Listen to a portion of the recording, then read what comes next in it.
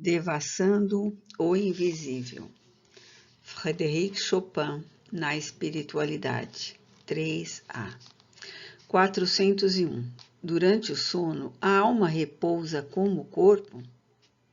Não, o espírito jamais está inativo. Durante o sono, afrouxam-se os laços que o prendem ao corpo, e não precisando este, então, da sua presença, ele se lança pelo espaço e entra em relação mais direta com os outros espíritos.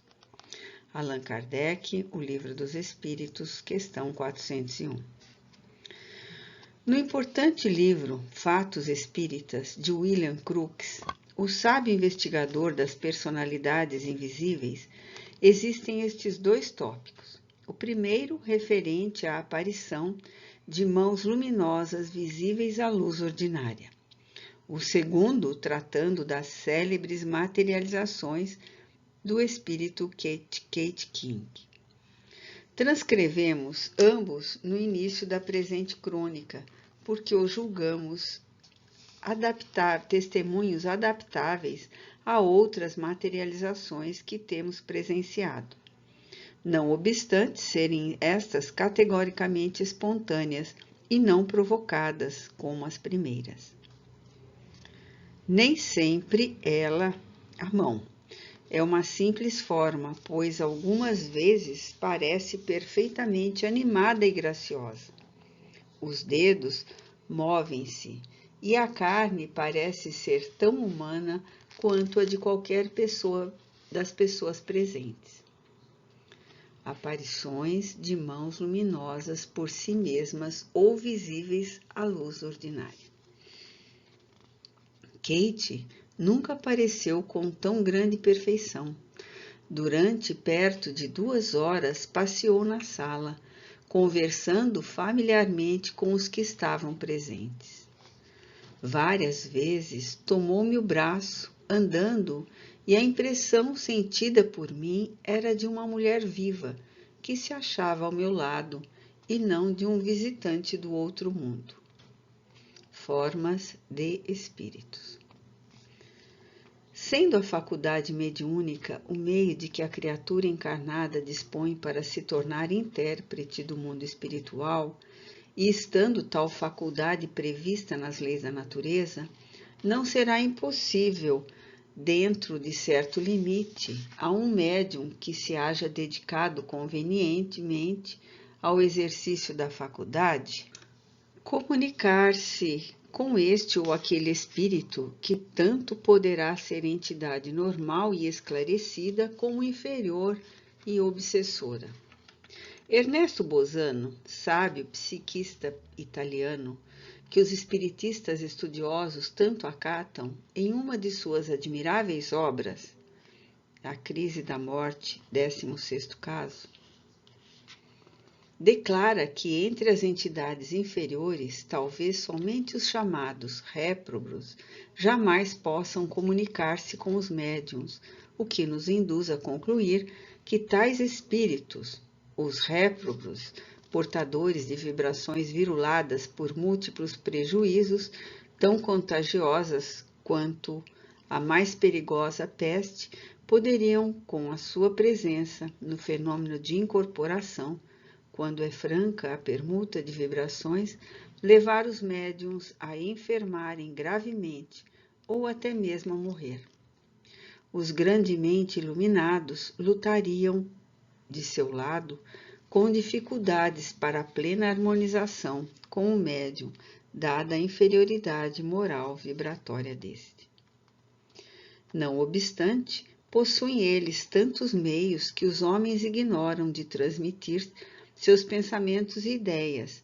Suas influenciações se infiltram tão sutilmente e de forma tão variada nos meandros de uma faculdade mediúnica que frequentemente os homens recebem lições e conselhos dessas entidades grandiosas, ignorando que sejam delas, pois, de regra, individualidades espirituais dessa categoria, sobretudo aqueles cujos nomes foram conhecidos na Terra, tomam pseudônimos a fim de se fazerem acreditados, visto que a verdadeira identidade seria posta em dúvida ou causaria escândalo, ao mesmo tempo que acarretaria dissabores ao médium, o que um espírito elevado sempre costuma evitar.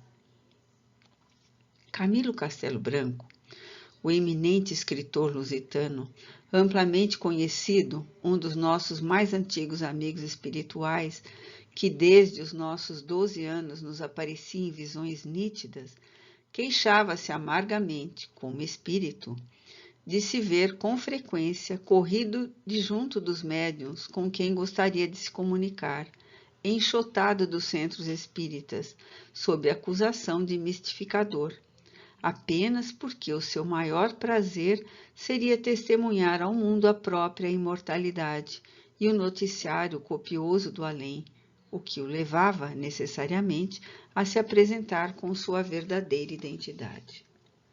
No entanto, aceitavam-no sem objeções quando ele, no desejo de falar com os mortais, passava a mentir e enganar, afirmando chamar-se Camilo da Silva. Aqui, José Camilo Botelho, ali, e mais além Camilo da Fonseca, sobre professor português que tivera a desdita de se suicidar por motivos de dificuldades financeiras. Mas por que não aceitavam Camilo, o escritor? Porque o grande Camilo não se poderia comunicar com qualquer médium em qualquer centro espírita para falar aos seus irmãos de humanidade, como tanto desejava, se como espírito desencarnado não passava de entidade sofredora, carente de consolo e estímulo para a reabilitação. Embora na Terra houvesse sido mestre de língua portuguesa, romancista emérito?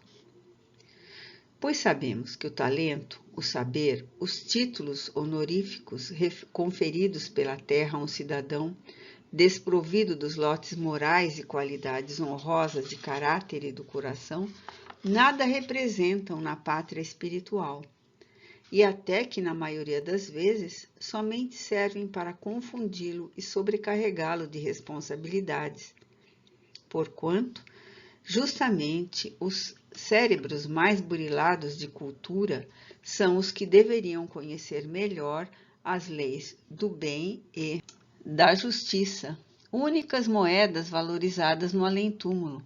Por isso mesmo, o amigo Castelo Branco, espírito necessitado de aprendizado rigoroso, ansioso por servir a causa da verdade entre os homens, buscando lenitivo para suas muitas dores nas narrativas e lições, que extraídas da própria experiência, sempre desejou oferecer aos encarnados a fim de aplanar caminhos para os seus resgates futuros.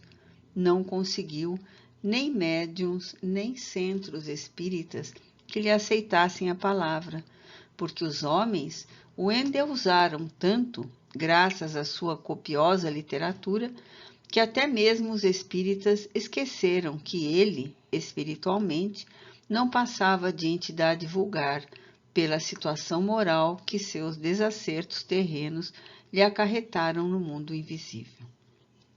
Muito mais radioso e sublimes serão Bezerra de Menezes e Emmanuel, almas peregrinas cuja inefável bondade e elevação de vistas a tornam angelicais por excelência, podendo mesmo asseverar-se que são das individualidades espirituais mais elevadas que se têm comunicado ultimamente com a Terra.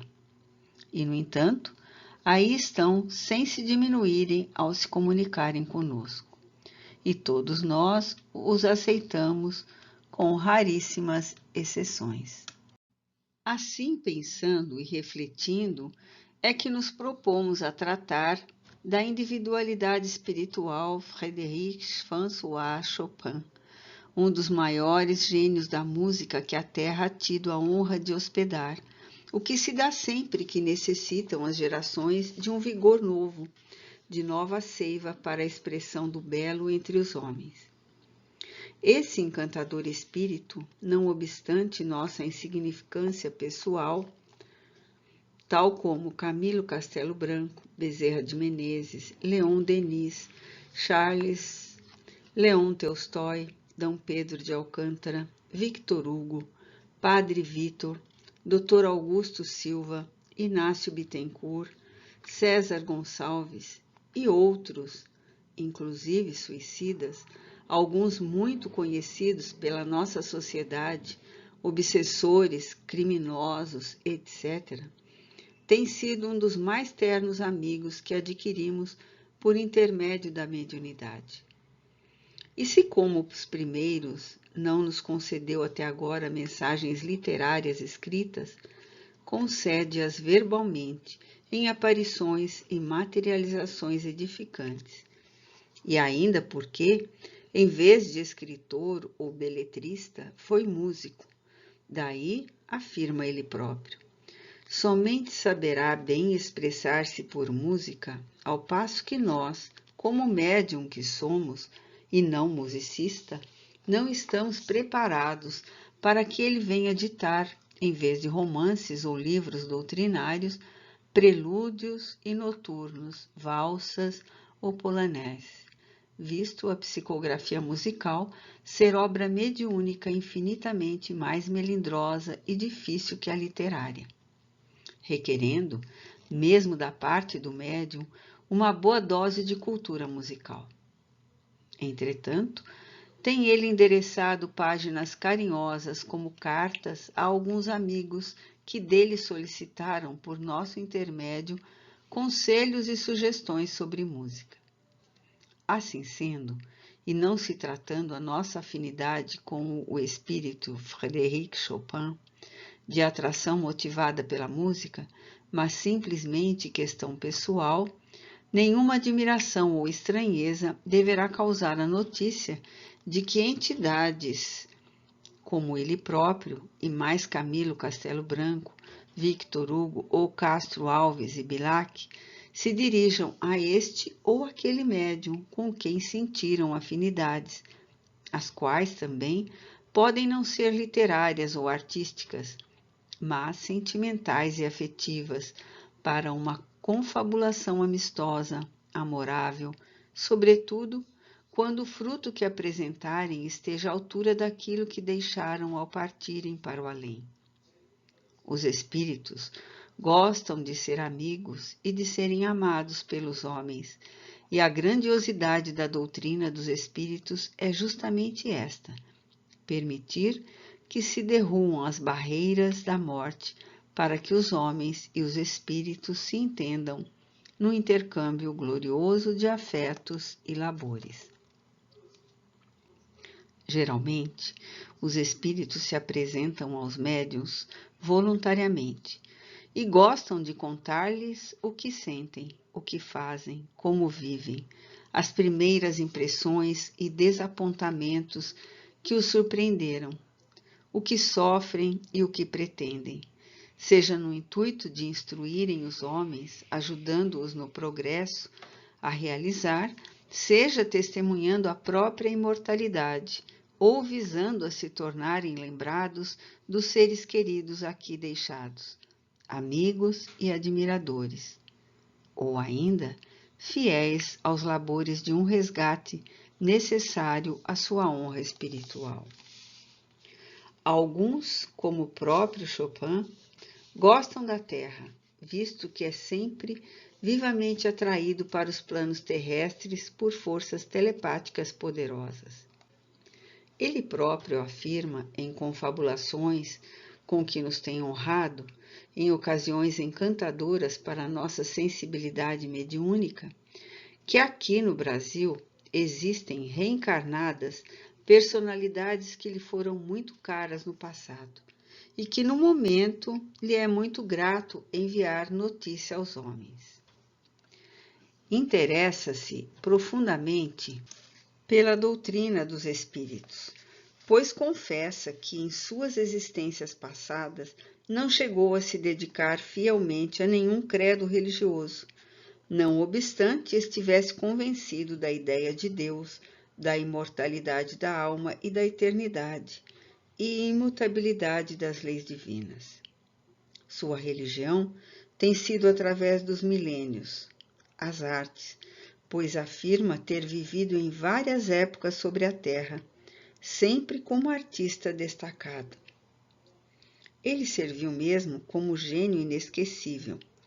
As belas artes, a arquitetura, a pintura e finalmente a música, que parece ser o ponto culminante das artes em nosso planeta, o ápice da sensibilidade que um gênio da arte pode galgar no estado de encarnação.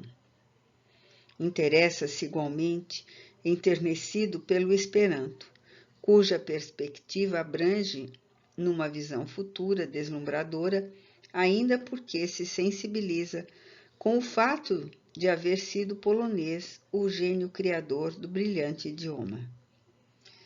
Ludwig Zamenhof, seu compatriota, pois Frédéric Chopin, apesar de ser entidade evoluída, conserva ainda certos preconceitos muito humanos, como, por exemplo, a reminiscência do seu amor pelo berço natal, a Polônia, sempre que paira pelas atmosferas terrenas, o que nos leva a confirmar o esclarecimento contido nas obras doutrinárias de que um século seria, para um espírito desencarnado, como algum pouco tempo para nós.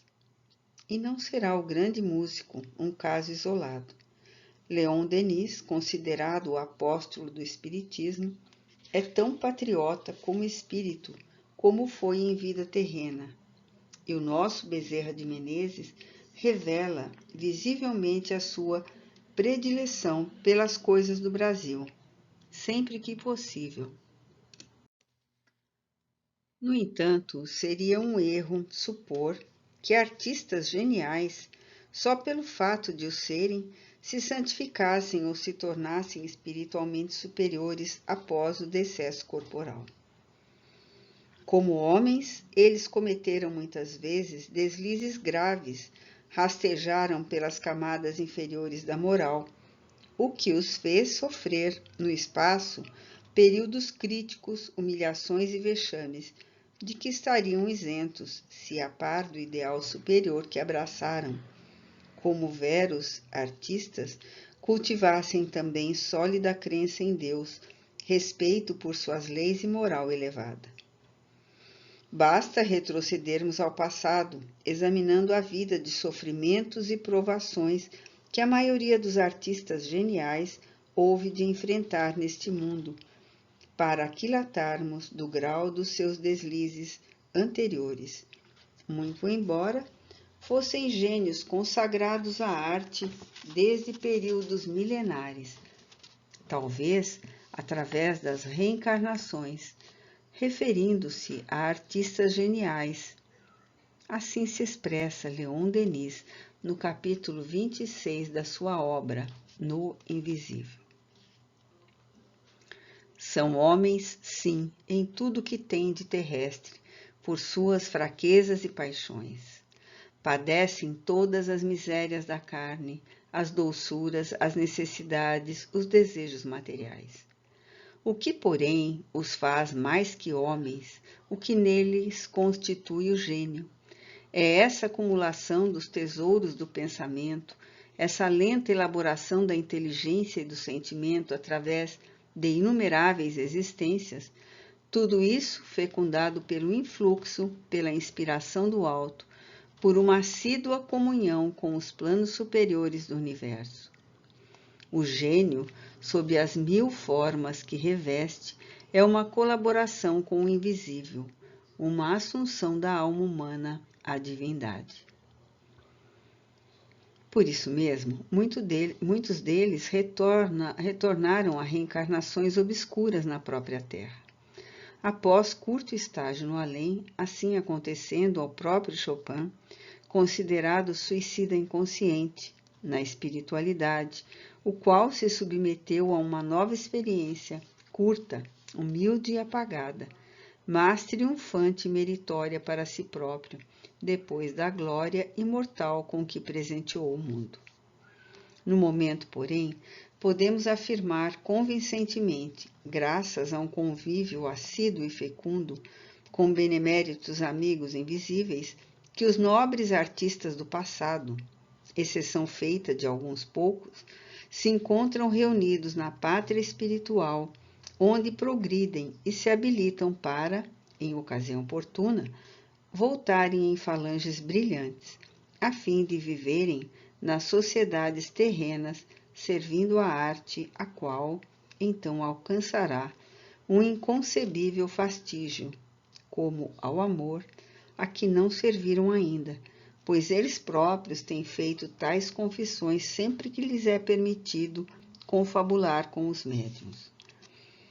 Confessam, outros sim, o grande desgosto que os acompanha quando reconhecem que, no estado de encarnação, arrebatados pela arte, esqueceram os caminhos luminosos conducentes à redenção espiritual, o que nos leva à conclusão de que a arte, por si só, não redime ou santifica o artista. Ele necessitará, além dela, do cultivo do amor a Deus e ao próximo, da excelência de uma fé inquebrantável nos princípios divinos, pois a lei que Todo-Poderoso emanou para orientar o trajeto evolutivo das criaturas não foi diferente para os artistas. Foi sim a mesma invariável eterna, amor a Deus sobre todas as coisas e ao próximo como a si mesmo.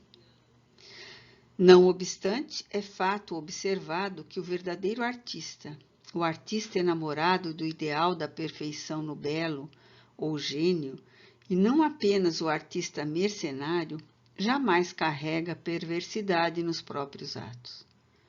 Naturalmente, bondoso parece que a comunhão constante com o belo isenta-os da prática de perversões contra o próximo e seus infortúnios, muitas vezes acres, e a dedicação ao grande ideal que alimentam são levados em conta na espiritualidade, concedendo-lhes méritos apreciáveis, sendo que a subsequente existência que alguns deles tiveram, escolhida voluntariamente e não imposta, conquanto obscura, não chegou a estabelecer expiação ou provação, mas testemunho honroso de um caráter leal a si mesmo, cuja consciência se inquietara pela falta de cumprimento de uns tantos deveres, de que se descuraram como gênios da arte que foram, pois tudo indica que a arte tanto empolga e arrebata o seu cultor, que frequentemente o aparta dos caminhos da redenção ou do amor a Deus e ao próximo.